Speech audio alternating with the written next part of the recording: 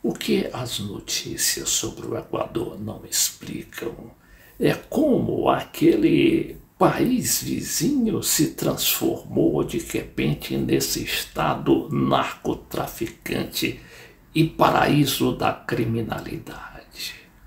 Foi justamente a onda direitista que assolou o continente, que já passou aqui pelo Brasil, mas que ameaça também a Argentina com um novo candidato de direita, ainda pior ou muito mais radical e extremista do que o último presidente brasileiro.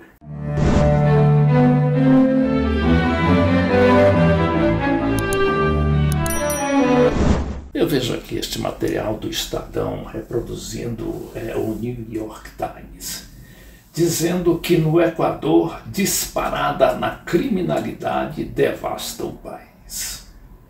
Os homicídios perpetrados tão proximamente às eleições do Equador, marcadas para o domingo, que é este domingo 20, mostram que ninguém está seguro naquele país.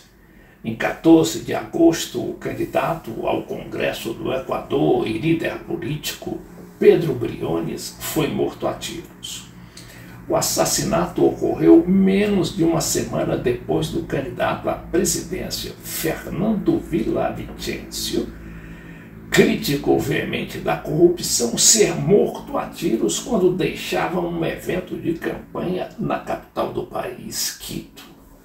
Os homicídios perpetrados tão proximamente às eleições gerais do Equador chocaram os equatorianos. E esse noticiário foi objeto de condenações globais e mostraram que ninguém, nem mesmo um candidato à presidência, está seguro no Equador. E aí fala no jornalista investigativo Cristiano Zurita, ex-colega de trabalho e amigo próximo de Villavicencio, foi escolhido por seu partido político para concorrer em seu lugar.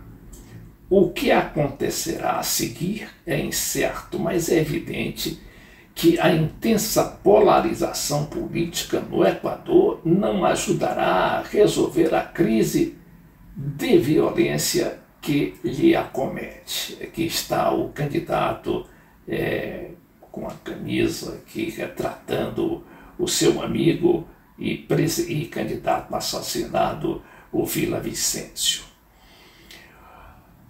Agora houve esse ataque também a Briones, que é outro da linha do presidente hoje exilado na Bélgica, Rafael Correa. O Briones está sob esse assassinato do Briones está sob investigação. A maneira que o sistema de justiça criminal do Equador lida com as investigações em andamento será um teste decisivo para a nação. Políticos equatorianos e parceiros internacionais precisarão reunir vontade política e recursos para concluir uma investigação independente e ampla a respeito dos assassinatos. Isso, na atual situação, eu diria que pouco interessa elucidar. Nesse clima eleitoral, o que vai prevalecer mesmo é a disputa, ou o diálogo, ou o debate entre os candidatos. Outro material do Estadão retrata aqui a candidata Luísa Gonçalves, apoiada pelo ex-presidente Rafael Correa, que desponta entre os primeiros lugares. Aliás, ela é o primeiro lugar em praticamente todas as pesquisas, mas as pesquisas estão errando muito e a gente não sabe o que vai acontecer no Equador. De qualquer maneira, vamos ver aqui o que diz esse material do Estadão. A eleição no Equador, quem são os candidatos a presidente e o que defendem. A eleição está marcada para este domingo. Então aqui fala Ana Luísa Gonçalves e fala quem é ela. A advogada de 45 anos, Luísa Gonçalves, lidera todas as pesquisas de intenção de voto e é candidata do partido de esquerda Revolução Cidadã e ocupava uma cadeira na Assembleia Nacional do Equador desde 2021, quando foi eleita pela primeira vez. Caso consiga alcançar o posto de presidente, Gonçalves será a primeira mulher a comandar o país sul-americano. A candidata faz parte do movimento chamado de correísmo do ex-presidente Rafael Correa, que comandou o país entre 2007 e 2017. O político mora na Bélgica desde 2017 e está inabilitado nas eleições por conta de uma condenação de 8 anos de prisão por corrupção no Equador. E pela ordem aqui outro candidato, Yacu Pérez. Este é conhecido, já disputou várias vezes as eleições no Equador. E é um tipo polêmico, ele diz representar, não é, e é realmente descendente de índio, a corrente indígena, que é a majoritária ali na população. Yacu Pérez é um líder indígena da tribo Quichiva Canari e advogado de 54 anos. Sonen Rosen é outro candidato. Empresário, foi vice-presidente do Equador de dezembro de 2018 até julho de 2020 no governo do ex-mandatário Lenín Moreno. Topic Rambo, que é formado em economia pela Universidade de Pensilvânia e possui mestrado em finanças pela Escola de Economia de Londres, além de ter feito cursos de extensão em Harvard sobre segurança internacional.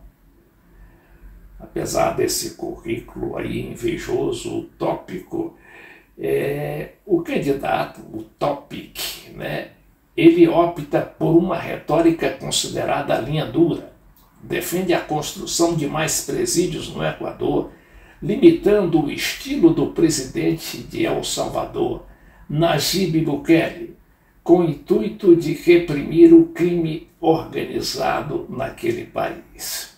Finalmente tem aí o sucessor, né, o candidato que foi nomeado no lugar de Villavicencio, que é o jornalista Zurita. Finalmente, eu queria pedir a atenção dos amigos para voltar, não é, a comentar a situação lá na Argentina e o risco de o país cair novamente na direita. A gente se recorda que os argentinos elegeram Maurício Macri, um candidato de direita declarada, um candidato ali do Clarim, que é o grupo econômico e comunicacional que domina completamente o processo eleitoral e político naquele país. Então esse jornal La Nación faz aqui um tipo de dobradinha com o Clarim, né, nessa linha de direita e de defesa do neoliberalismo mais extremista. E reproduz aqui uma entrevista de Patrícia Bullrich, que é a candidata do Macri, mas que por alguma razão também está brigando com ele nessa fase final da eleição. Parece que o Macri não quer aparecer diretamente na campanha. E ela dá uma entrevista dizendo que Macri e todos em Juntos por el Cambio, que é o partido do ex-presidente, Juntos pela Mudança, têm que se alinhar à nova campanha. Mas parece que o presidente não está muito aí para apoiá-la, pelo menos abertamente. E aí um homem de Macri nega contatos com Milei. O o Milei, o Macri também teria tido contatos com o Milei, estaria apoiando por trás o Milei, ninguém sabe. Mas cresce a tensão no Juntos pela Mudança. É que se calculava que a Buric seria, na verdade, a candidata da direita, mas parece que agora tudo se encaminha para beneficiar o Milei, que, por causa de sua mensagem incendiária, estaria realmente capitalizando as simpatias dos argentinos para essa eleição. Ora, e o Milei é aquele louco, aquele maluco varrido, mas que aparentemente está sendo aí apoiado pelas forças que dominam a direita e, consequentemente, a política argentina, deixando o candidato peronista, o Sérgio Massa, em situação difícil. Pois mesmo que o Massa tenha condições ali de impor sua candidatura, ele terá de fazer um governo muito voltado para a defesa desses princípios neoliberais, porque, sendo ele um homem de centro-direita e não de esquerda, ou mesmo peronista de raiz, o Massa, Sérgio Massa, atual ministro da Economia, terá muita dificuldade em emplacar a bandeira peronista, que é justamente o Estado social, o Estado de proteção social, que foi ali praticado durante os governos tanto do Néstor quanto de sua esposa, a atual vice-presidente Cristina Kirchner, que sabiamente não quis concorrer, justamente por visualizar ali a perspectiva de uma nova volta direitista para a Argentina, que já sofreu tanto nas mãos, inclusive de peronistas, que depois se voltaram para a direita, como foi o caso de Carlos Menem, e outros direitistas, para não falar da ditadura militar, aliás, das ditaduras militares que se sucederam depois da queda de Perón, do general Perón, do governo, em 1955.